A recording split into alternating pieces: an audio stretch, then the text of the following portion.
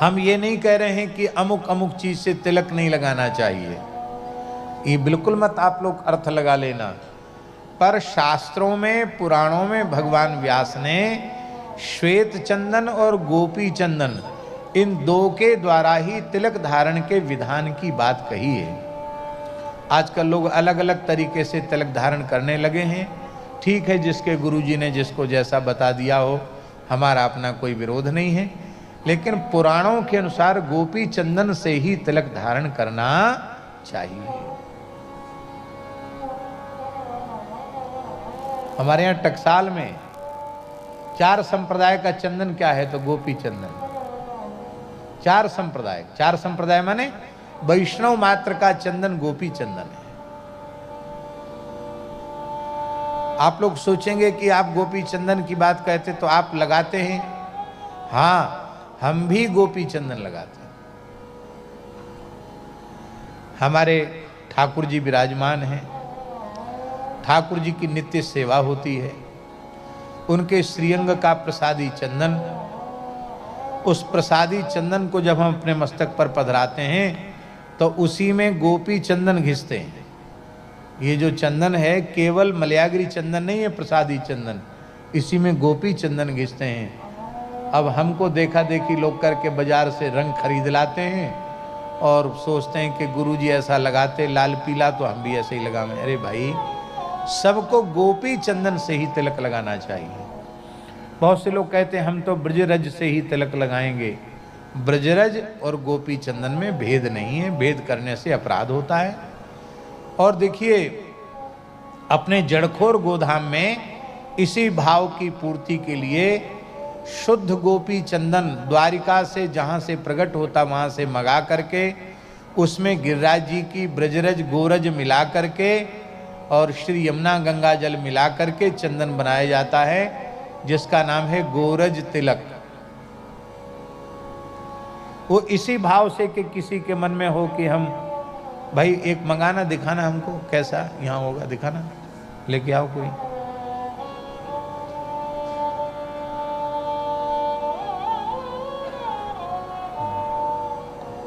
वहां तुम यहीं धर के बैठे हो। ये श्री सुरभि गोरज तिलक, इसमें 84 कोस ब्रज की रज है। कहां की रज है? गोपी चंदन तो प्रधान है ही।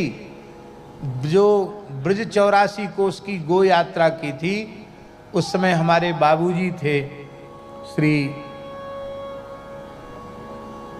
दमोह वाले बाबूजी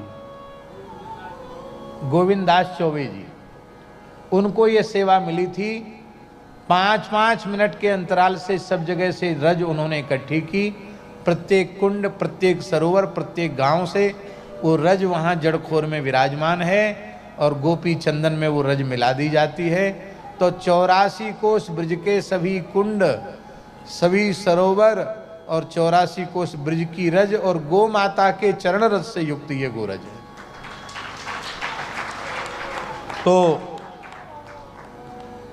केमिकल वाला जो लाल पीला जो बाजार का चंदन आता था, कौन महाराजा चंदन और कौन कौन चंदन, उसको लोग लगाते हैं, महारानी चंदन और महाराजा चंदन। फिर कहते महाराज हमारे तो इन्फेक्शन हो गया। तुम उठपटांग लगाओगे तो इन्फेक्शन नहीं होगा। ये देखो, शुद्ध गोपी चंदन भी है, इसमें ब्रजरज भी है। गोपी चंदनोपनिषद है। जिसने अपने जीवन में कोई साधन न किया हो, भूल कर भी कोई साधन जिससे न बना हो, पर मृत्यु के क्षण में गोपी चंदन से उसके मस्तक पर ऊर्ध्वपुंड विराजमान हो, तो वह विमान में बैठकर भगवत धाम जाएगा।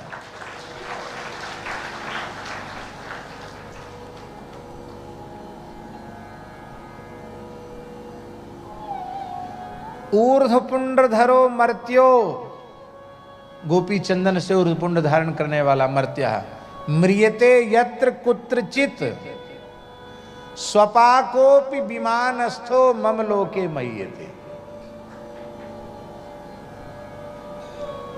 चांडाल हो तो भी मेरे धाम को जाता है। ये तो भगवान ने जिस गोपियों की चरण रज में स्नान किया, भगवान के श्रीअंग से छालित वह गोपियों की चरण रज भगवान के श्रीअंग का स्पर्श होने से और दिव्याति दिव्य हो गई, वही गोपी चंदन है। और महाराज जी, हमने तो एक बार कई साल पहले हम लोग गए थे, जब गर्मियों का समय था, राघवेंद्र दास जी हमारे साथ थे, हम लोग खुद खोद करके लाए थे वहाँ से गोपी चंदन।